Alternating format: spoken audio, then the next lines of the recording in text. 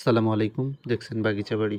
শীত নিদ্রা শেষে এই চায়না কমলার গাছটিতে ফুলের গুটি আসা শুরু করেছে এবং কিছু কিছু ফুল ফোটা শুরু করেছে।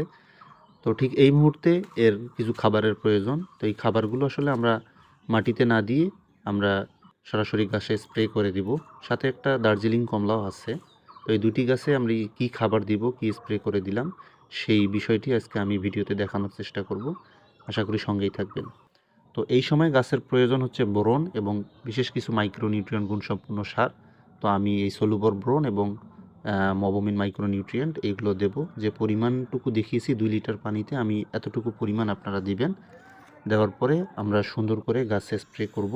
তো এই সময় আসলে সলুবর বোরন এবং মাইক্রোনিউট্রিয়েন্টটা দেওয়ার উদ্দেশ্য হচ্ছে গাছের ফলগুলো যাতে সুন্দর করে সেট হয়, অর্থাৎ ফলগুলো যাতে ঝরে না যায়।